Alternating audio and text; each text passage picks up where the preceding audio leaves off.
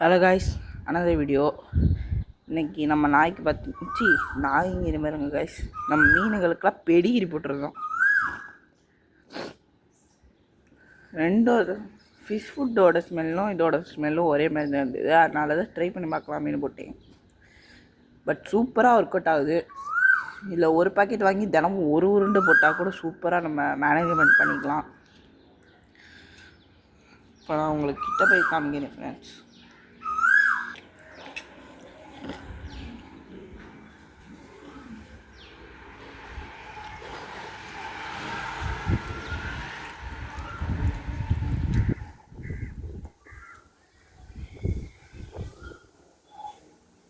நாங்கள் கெண்டையும் வந்து சாப்பிடுது போல.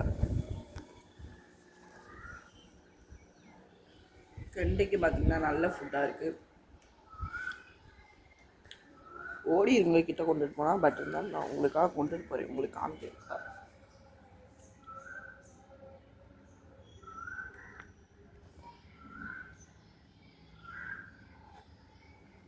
முடியல தள்ளிவிட்டாங்க.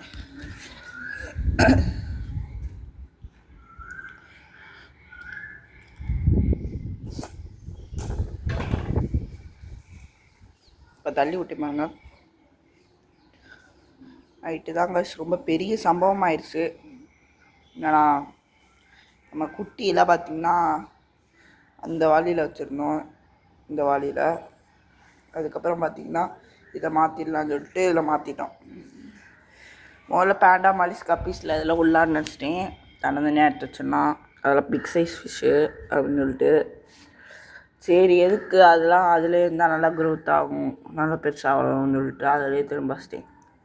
சரி குட்டிகளுக்கு கொஞ்சம் பெரிய டப்பு கொடுப்போம், அப்போ தானே அது கொஞ்சம் வளரும், சீக்கிரமாகவே வளரும். வளர்ந்ததுக்கப்புறம் ஃப்ரிட்ஜ் பாக்ஸில் விட்டுறலான்னு சொல்லிட்டு ஒரு ஐடியா பண்ணி வச்சுருந்தேன். ஒன்றா அந்த வாளியிலேருந்து எடுத்து போட்டு இருக்கும்போது தெரியாமல் ஃப்ரிட்ஜ் பாக்ஸில் போட்டேன் ஒரு குட்டியை. எந்த குட்டின்னு காட்டுட்டா கைஸ்? இந்த பக்கம் பிளாக் டெயிலில் இருக்குது பார்த்தீங்களா, அதுதான் கைஸ். எல்லாரும் விட்டேன். திடீர்னு எல்லா மீனும் நான் ஆல்ரெடி இதை அனுபவிச்சிருக்கேன். ஒரு குட்டியை மட்டும் விட்டு பார்க்கலான்னு சொல்லிட்டு விட்டு பார்த்தேன். அந்த குட்டி ஒரு மீனோட வயிற்றுக்குள்ளார இருக்குது. ஏன்னா அது சாப்பிட்ருச்சு. நம்மளோட கொய்ஸ்லாம் வந்து நல்லா சாப்பிடுது. மெயினாக நம்ம கொய்க்காகவே இதெல்லாம் இந்த மாதிரி ஃபுட்டு நம்ம கொடுக்கலாம் போல். எண்ணெயும் கூட சாப்பிடுது. பார்த்திங்கன்னா சல்லுன்னு இந்த பக்கமும் அந்த பக்கமும் ஓடிக்கிட்டே இருந்தது மீன்லாம். நான் அப்போயே கவனிச்சிட்டேன், துரத்திடுதுரா மீனை அப்படின்னு சொல்லிட்டு இது பண்ணிட்டேன், ஃபைன் பண்ணிட்டேன். அப்புறம் அது சாப்பிட்டுச்சு. அப்படி தான் திரும்பவும் இன்னொரு பெரிய குட்டி, இந்த குட்டியில் ஒரு குட்டியை விட்டேன். மூணத்தையுமே விட்டேன்.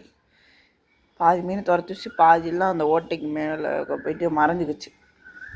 அப்புறம் அது எல்லாத்தையும் பிடிச்சி விட்டுறதுக்குள்ளார எனக்கு பெரிய படம் ஆயிடுச்சு.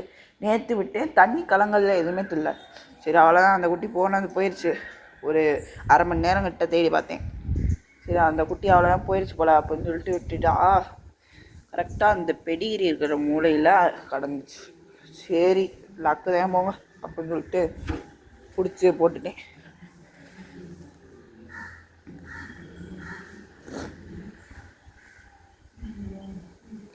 நம்மளோட எல்லா ஃபிஷ்ஷுமே ஒன்றா போகிறத பார்த்தாலே தனி ஒரு மாதிரி நல்லாயிருக்கும் ஃபீல். என்ன காற்றடிச்சா கூட கொஞ்சம் பயப்படுறாங்க. இல்லை ஹேண்ட் ஃபீடிங் தான் எப்படி பழக்கிறதுன்னு தெரியல, பயப்படுறாங்க. நம்மளோட ஜாப்பனீஸ் பேண்டா மாதிரிலாம் கொஞ்சம் நல்லாவே வளர்ந்துடுச்சு.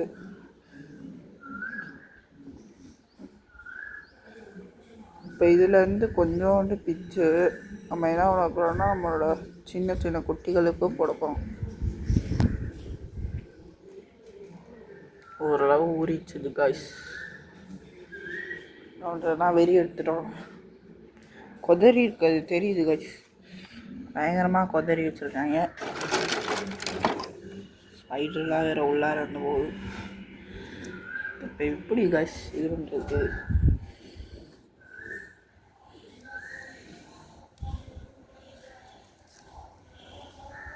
எடுத்துட்டேனா காய்ஸ்? ஓகே, பாதி அப்படியே இதில் வச்சு அப்படி எடுத்துகிட்டு சும்மா ஓரத்தில் கொஞ்சோண்டு மட்டும் வெட்டுவோம்.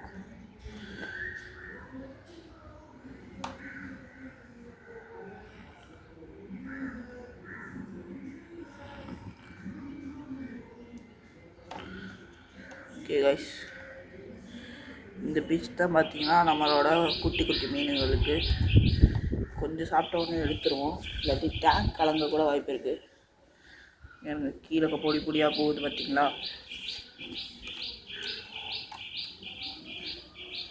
பெடிகிரி போட்டு மீன் வந்து போட்டு பார்த்தீங்களா யோசிச்சுறாங்க.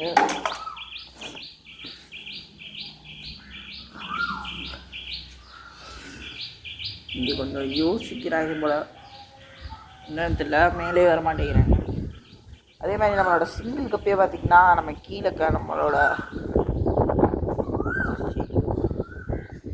நம்மளோட பவுலில் மாற்றிட்டோம். அந்த பவுலில் பார்த்திங்கன்னா ஒரு கௌராவும் இப்போ நம்ம விட்டு கப்பியும் இருக்குது.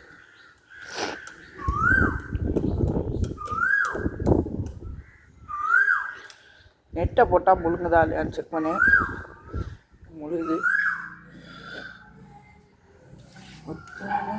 இங்கே கொட்டி தீராது. நம்மளோட பேண்டா மாலிஸ்க்கு மட்டும்தான் ஹேண்ட் ஃபீடிங் செட் ஆகும். அவங்களுக்கு நான் ஆல்ரெடி பண்ணியிருக்கேன். சின்ன வயசுலலாம் என் கையில் வந்து வாங்கி சாப்பிடுவாங்க. இப்போலாம் அவ்வளோ வாங்க மாட்டேங்கிறாங்க, ஏனே தெரியல. நீங்கள் பார்த்தீங்கன்னா சண்டே, நீங்கள் பார்த்தீங்கன்னா நான் மத்தியானம் போல் க்ளீன் பண்ணுவேன் டியூஷன் விட்டு வந்தோடனே. இந்த பாருங்க,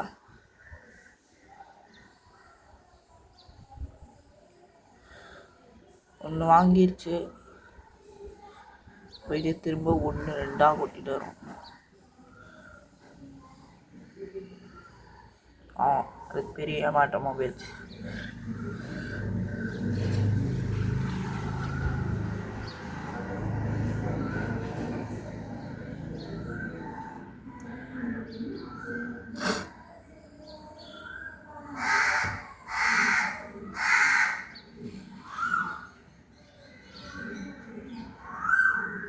திரும்ப ரிலீஸ் பண்ணுறேங்க. சரி, அது சாப்பிட்டுட்டுங்க. அடுத்த வீடியோவில் பார்க்கலாம். பாய் கேஸ். மறக்காமல் லைக் பண்ணுங்கள், ஷேர் பண்ணுங்கள், கமெண்ட் பண்ணுங்கள். நம்ம சேனல் சப்ஸ்கிரைப் பண்ணிக்கிட்டு பெல் ஐகானை கிளிக் பண்ணிடுங்க. அப்போ தான் உங்களுக்கு தொடர்ந்து வீடியோ வரும். பாய் கேஸ்.